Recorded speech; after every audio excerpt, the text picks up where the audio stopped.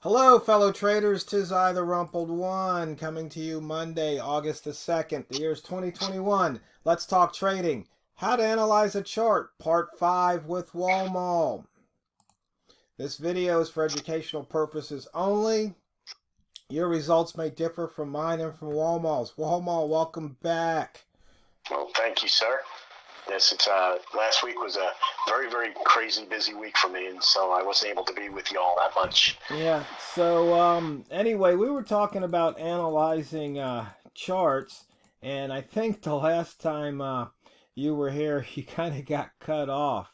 So we Yeah. should probably pick up anywhere you want to. I brought up a H1 pound chart. Let me know if you prefer a different time frame. No, that's fine. I'm just going to start right from the beginning, and H1 is probably the right place to start. But, today is like the real true first day of trading for the month, so, looking at the monthly chart doesn't really tell you much other than the fact it gives you some places where, where there's been some problems by looking, for instance, previously we know where the wicks started and ended on both the top side and bottom side, where the body of the candle the previous month were. All those lines are very important lines. So I took those lines, actually did it on Friday afternoon, and I drew those lines onto my chart so that when I started up trading on Monday, they were there already.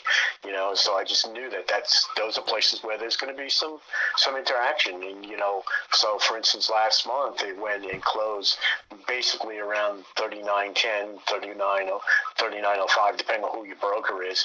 So which is ironic because that's right where we're sitting right now, where just right off of where the month closed. So today's gone up and gone down, but today's been such a small day. So that's the first thing I did. Second thing I did was, I went and put up my weekly chart. Well, guess what? That's going to be no different again because it's only the first real true trading day. But what I did was also I drew those lines out there so I knew where last week's were, and that way I had that on my chart. I just like knowing where those points of interest are, because that will go and give me an indication of where there's going to be some, as I like to say, some trouble in paradise. And that trouble can be good trouble or it can be some bad trouble, just depending on how you're looking at it. So I like to go and get those things on the chart, just knowing where they're at. Then looking at the weekly, at the hourly chart, I traded a couple hours ago is when I traded, and I'm finished for the day already. And what happened was we had only made, at that point in time, we had only moved maybe 30, no, that was more than that, about 40 pips for the entire day, and it was a very, very compressed day. We're still only about, 45, 50 pips for the entire day. So again, it's still a pretty compressed day. I know that this hour there's some news coming up in about 12 minutes, and I think I said this to you earlier. Hey, there's we're not getting very much movement, but maybe we're not getting much movement because everybody's waiting for that PMI news to come out, which tends to move the market a lot and set a lot of information out there about where we're going as a U.S. economy. So then there may be some hesitation by people as to what to do. But the interesting thing is that even during that time where we had lots of compressed, my hours during those time, I think it was something like, 14 pips. The hour that I really traded was 25 pips, and the range on the hour prior to that was only 13 pips, so very, very compressed. But I was able to make a nice number of pips during that time because of just the way it was moving. But I pulled up the chart, looked at the hourly. I took advantage of the Walmal lines, took advantage of the fact that, hey, you look at the lows and the highs of the hour, look at the opens and close of the hour, and just trade across those lines. I'm not swinging. I'm not trying to get a grand slam here. Just trying to get little singles. Give me some singles, and that's what I do. So I just look at the chart, figure out where those points are, and and I say, hey, that's a place where I can go in. That's a place where I'm going to get out. And there are times when you just look at it and you say, you know what? If it doesn't do it, it doesn't do it. Take your small L, and move on and look for a W, and that's just all we got to do. But as long as you control the size of your L's, you're okay. But L's being losses. Yep, sorry. Yeah, been been watching too much basketball as of late. Yeah. And basketball is L's and W's. And basketball players that tend to be too too lazy to even say win and loss. But in any case, just putting those lines out there and just know that, and I'll go and admit this to y'all right now. I've got 17 trades on the day, and I've made 30 pips for the day, so I'm not taking a lot of, big wins, I've won 80% of my trades. And that's fine. So, but if you average that out, I'm getting less than 2 pips per trade. Now, some of those trades, obviously, I made 4 or 5 pips on them, or 6 pips even, but the thing is, when you factor in the losses, it comes out that I'm only averaging about 2 pips per trade. That's okay, because, in the end of the day, I've got, close to 30 pips. That's not just dinner money. That's also going out money too, and that's just how I look at things. I just try to play it that way. Right. Now, you had mentioned earlier the weekly. So maybe you can tell the boys and girls and non-binary traders out there, give them a little more insight to why you're using the weekly, considering, you're trading off a 5-minute chart. Sure. I use it for in 2 different ways. Number one way, just like looking at the highs and lows of a 1 hour candle, that's a place for entry or a place for exit. It's just a place where I know that if it breaks, let's say we've got a green hourly candle, and it breaks the high of the previous week, there's a good chance it's going to go and run some more, because that's just what price tends to do. But at the same time, if it goes up there and it touches the top of that previous week, and it just rejects off of that soundly, well, that may be a place to go short. So I just look at it from that perspective that, hey, that's a place of interest, and just know that that's a place to go in or go out, or, and choose your direction on it. The second thing I do is, if I'm in the beginning of the week, I tend to go and trade with direction of the hourly chart. Not the hourly chart, I mean the weekly chart. I like to have a bias. So if let's say it's Monday or Tuesday, and I've got a big green weekly candle, well, guess what? I'm more likely to go and take a long trade, just because it tends to go and and continue to expand, especially if I look at my smart ranges.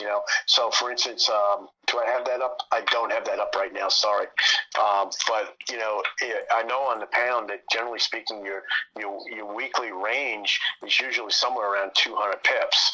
And if I'm sitting here with a green weekly, and we're only sitting here at about 40 pips, you know what? There's a lot of room to run in a particular direction. So I'll go and tend to take that trade. The second way I use it is going towards the end of the week. If I've met what my smart ranges say is like over 50%, over 60%, something like that, I know that the pound, anyway, generally speaking, likes to go back and implode back in on itself. In whatever direction it was going in, it likes to go in and put in some type of wick. When you look at a weekly chart, I don't know if you have that up or not, but you look at the weekly chart, and you look at that chart, and it's got wicks on both ends, just about every single candle. There's some that don't have a wick at all, but generally speaking, there's some type of wick, and so what happens is it likes to go and trade back towards the middle. And so for that reason, I say, we're in the middle of the week, and if I'm in a situation right now where it's gone in one particular direction pretty strongly, there's a good chance it's going to want to go. And if I've met the amount of pips that the smart ranges say is, pretty close to maximum, well, you know what? I know that, maybe it's starting to change direction. Now, when I'm doing that, I know I'm going counter trend, as some of those boys like to call it. But, so I know that. I know it's a little bit higher risk, but I also know what the pound does. And what will I do? I will look for confirmation by other things. What is my hourly chart doing? If I'm sitting there playing with DSR, okay, am I getting a strong DSR signal at this point? And take those trades. And I may have the type of thing where I punch the button to go in, punch the button to get out relatively quickly, just to go and grab, 2-3 pips. In fact, I think, Tira, you saw me earlier. Now, this wasn't off the weekly chart, but it was off of the bottom. It was the type of thing where I jumped in, and and I think I got 1.7 on the trade, and then of course want to kick yourself because it actually could have gotten five or six pips on it. Well, I don't care because you know why? I put enough money in the bank, to go and buy dinner, so to speak. And that's just what you have to do. Yeah. One of the things that you had mentioned was on like Monday and Tuesday, if you're at if it's at the top, the weekly candle say is at the top, so it's green, price is near the top. You look for the expansion. Well, one of the things also, I guess we're opposite. Usually, a lot of times on Tuesdays, and it might put in the high or low for the week, and I start to look for those rat reversals out of those areas. Yeah, and we're kind of doing the same thing. The only difference is that I'm looking for the expansion to continue in one particular direction Monday and Tuesday. And then after Tuesday, I start saying, this is usually the time where, okay, we put in our highest high or our highest low. So on Wednesday morning, okay, it may continue expanding in that direction, but there's a good chance that expansion has stopped in that direction. So start looking, have a little bit more of a bias in the other direction. In other words, let's say my bias is long on Monday and Tuesday. Well, what happens on Wednesday for me is that I don't have a bias short. What I do is I have a mixed bias at that point, looking for that point where it's going to go and turn around. And then at that point, once I have that mixed bias of turning around, and it does do that and it proves it, then I say, okay, now we know we're going back towards the middle, and it may not only just go and run towards the middle, but it may even cross the open, and then obviously you have a very strong bias for short at that point in time. Well, you say mixed bias. Usually, a bias is one way or the other. And so, for example, like on the rat indicator, right now the H1, D1, and W1, they're all green, so the bias is long. But let's just say if for some strange reason H1 turned red, well then that bias would be short, but the daily would be long, and that's when you have a mixed bias. Right, exactly. And that's kind of what I'm saying is that we're in a situation where, right now, as you said, I mean, every single bar is green. It's pretty strong, bias to the north. But at the same time, I start looking at this and say, well, how often does it stay all green like that and for a long period of time? Now, it doesn't mean I'm just going to jump in short here. In my opinion, that'd be a little bit foolish. But at the same time, I may start saying, okay, let's start looking. Normally what happens is like we just got a red M1, okay? How does it usually rotate? Well, what happens is you'll get a red M1, then it turns into a red M5, and then into a red M15, and it starts to rotate down. And so you start looking for those evidences of that to go and change your bias from strong bullish to like into a more of a mixed market where you start saying, I'm not sure, it's a little bit inconsistent right now, and if I'm in a mixed situation, I'm looking to pop a pip, maybe pop 2 pips, that's it. I'm not looking for the 5-10. I'm not looking, I talk a lot about 10-5-1. I'm not looking for 10. I'm looking to just go and cover spread, cover commission, make some money, get out of the market, and wait for this thing to finally go and make a direction. When does it make a direction? When the majority of everything has gone the other direction. And here we are. If I would have bet the farm, when that M1 had gone and turned red, well, now I'd be really upset because look at that thing take off to the north now. Right.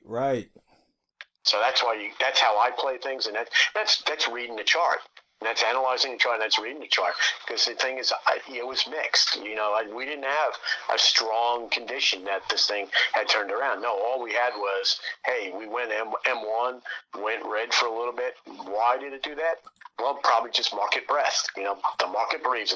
I like to say it's an organism, and the market likes to move up and down. It's breathing up and down, and so you can take advantage of those breaths if you're quick enough, or you can go and sit there and say, hey, I'm just going to go and wait until this thing makes a final decision as to what it's going to do. Yeah, talk about quick enough. The fastest 15 minutes of trading's gone by. So, fellow traders, there's some more insight on how Walmal analyzes a chart, and we'll continue this probably for the rest of the week. So just remember, It's not what you trade, it's how you trade it. So go out there and drain the banks. This is the Rumpled One, over and out.